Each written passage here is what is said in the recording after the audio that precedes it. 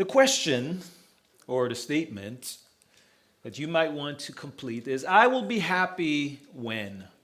I'll be happy when.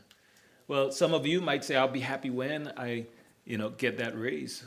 When I get that promotion at my job. I'll be happy when I get that new car.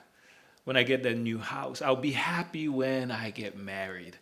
I'll be happy when he leaves and I'm single again. I'll be happy when, right? We all feel like, well, the happiness will come when we get to a certain place.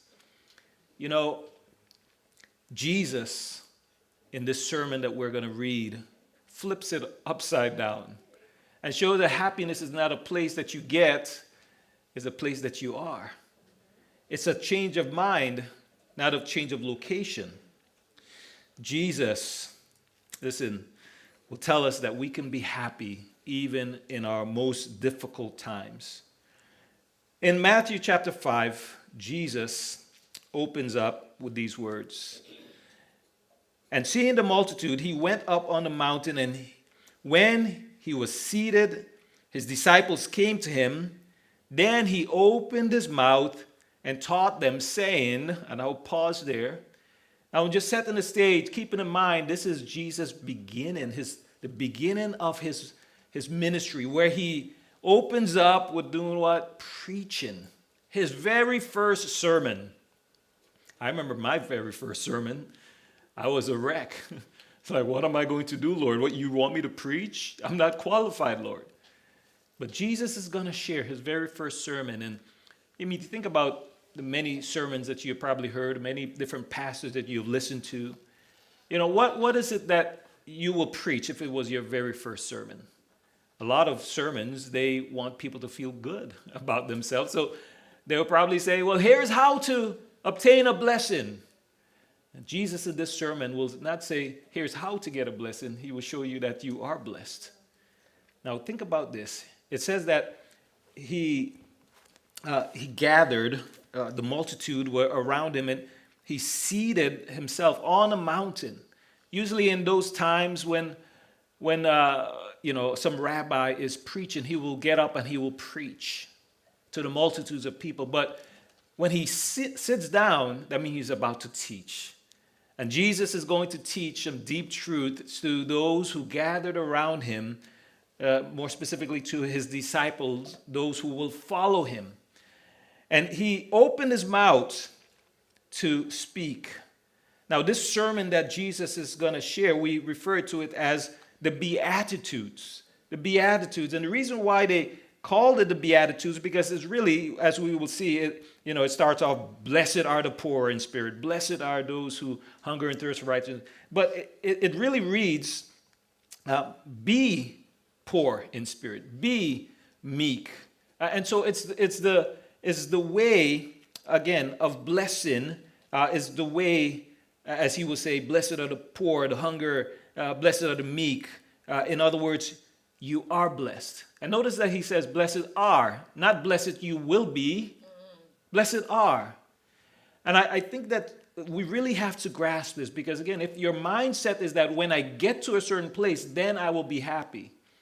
A few years back, I went shopping with my wife to, one of the stores, and she was going clothes shopping. And I don't know, guys, you probably can relate. Watching your wife shop is not a fun thing. I was most miserable, and it was torturous, because in the stores, they don't have any benches where the husbands can sit, and play on his phone or something. So I'm just standing there, and I'm just starting to get angry. It's like, I wish you would hurry up. And then the Lord knocked in my heart and said, why don't you help her? Why don't you help her? And when I started to help her, I was like, hey, what do you think about this? This looks good on you. And so I started to help her, and guess what? It turned into a very joyous occasion. So whenever she goes shopping, I want to be there, right?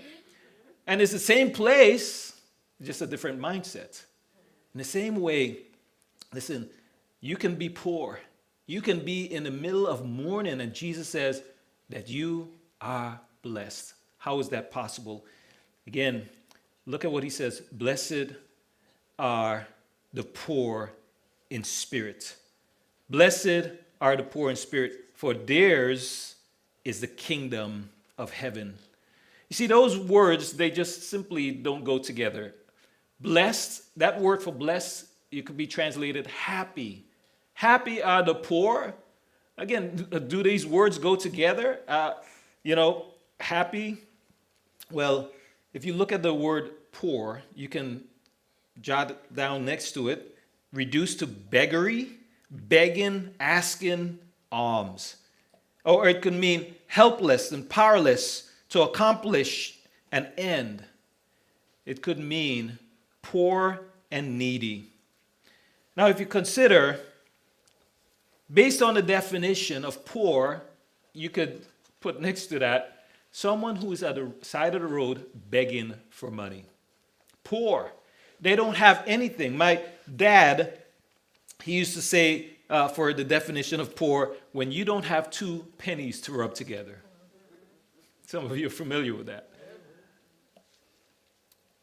My personal definition of being poor is when you can't afford the O or the R, so you just po.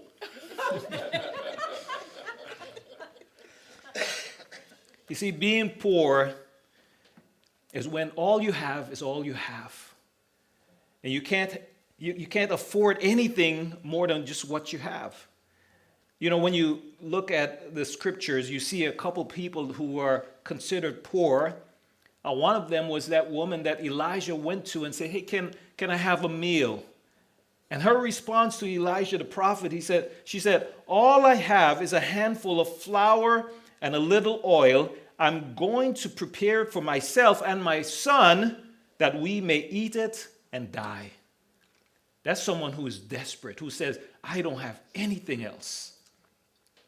When we went to the Dominican Republic, we met someone, a few people, but this one woman that we helped, Mariana, I consider her poor as she lived in a house with no windows. And when we were painting the walls didn't have any plaster on it. And so we saw these little antennas peeking out of the wall. There are roaches living in the wall. That's what I consider poor. She don't have anything. Her husband died, and all she have is a roof over her head. She is poor. I think when we consider ourselves and we say, well, I'm poor, I don't have, listen, you have an abundance. We here in America, we are blessed. So blessed that we don't recognize how blessed we are.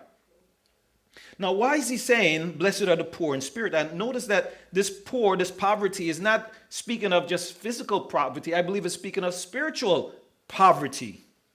Why are those who are poor in spirit blessed? Because, listen, God will freely give us what we can afford.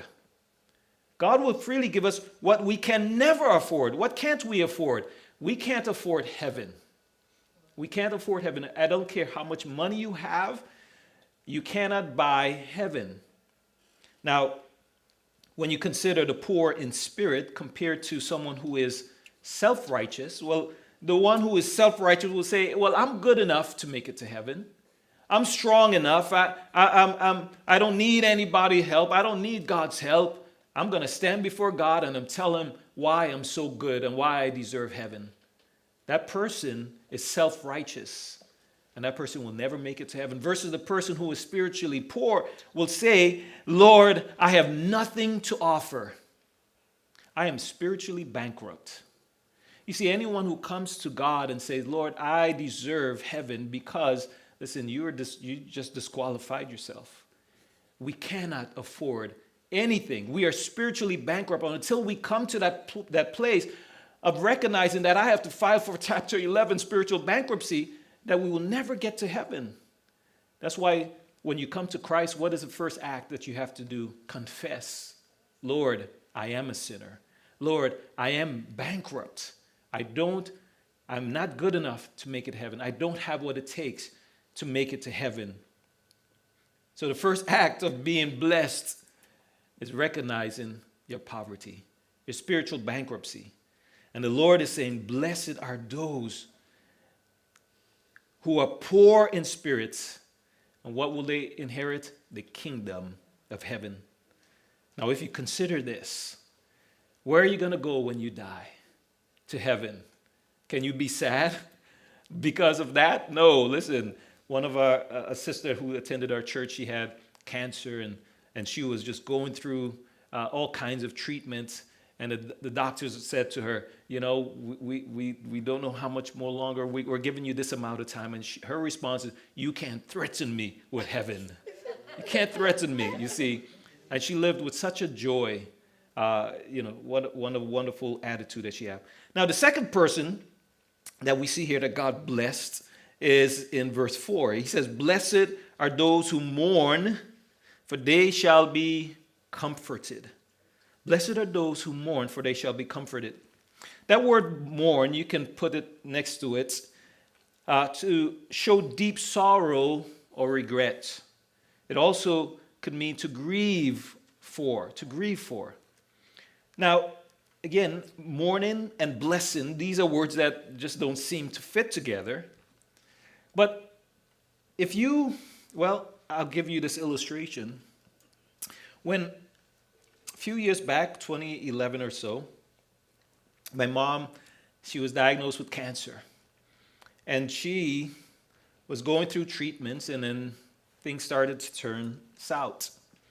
And I remember going to the hospital and there watching her on that bed. And I noticed something different about her. Her breathing had changed, and it seems like she was grasping for air as she was, struggling just to take in air. And I remember leaving there, my wife and I, we had to go and visit some friends down in Fort Lauderdale, and they lived on the beach, a condo on the beach. And we went over them to visit them. And as we went there, I went out on the balcony looking over to the beach, and I started to weep. I wanted to stop, but I couldn't stop. I was so embarrassed because here it is that I'm visiting friends, and I'm doing what I'm trying not to do. Listen, I was mourning because I realized at that moment I had absolutely no power, no strength to change my circumstances. I couldn't do anything. So I mourned at that moment. There's another time that I found that I was mourning. It was back in 2000, right in the beginning of COVID. COVID, we didn't really know what it was, but I remember going down in February to the pastor's conference, and I had just gotten this, and some of you heard about it, that my arches in my feet, they both collapsed. And I was in so much pain as I was there at the pastor's conference in a room I want to go to the conference, but I was stuck in that room in so much pain that I was laying on the bed, and because of the pain, I was sweating. I had to change my shirt every hour in so much pain, and I felt helpless. I felt absolutely helpless. I couldn't do anything. And when we left that pastor's conference, I went to the couple of doctors. They didn't seem like they have an answer to it. And I remember coming to church even in a wheelchair. And when we are getting in the car, I will get in the car and watch my wife and my kids. They will take that wheelchair and try to get it in the back of the car. And I felt, again, absolutely, what can I do? I'm the one that usually is helping and lifting. And I could do absolutely nothing. Listen, I was mourning. I was mourning over my circumstances because I couldn't do anything to change it. Understand what Jesus is saying. Blessed are those who mourn, who recognize and realize that I can't change my circumstance, but, listen, but they will be comforted. You see, when my mom passed away, before she passed away, I mourned. But something changed, something happened after she passed away. Listen, I had a smile on my face. I had joy. When my family, they all came down to look at my mom in the casket, and they were mourning, they were crying. And what was I doing? I was smiling. And I thought, what is wrong with me? Why am I smiling? This is my mom. But I couldn't cry. Why? Because that word for comforted means strengthened. That God came along my side when I should be mourning, and he strengthened me. That's why the Bible tells us, otherwise Jesus said, blessed are those who mourn, because that's when you see God at work. He comes along and he strengthens you. He comes along, as Paul would say, when I should be falling apart, listen, then I'm made strong.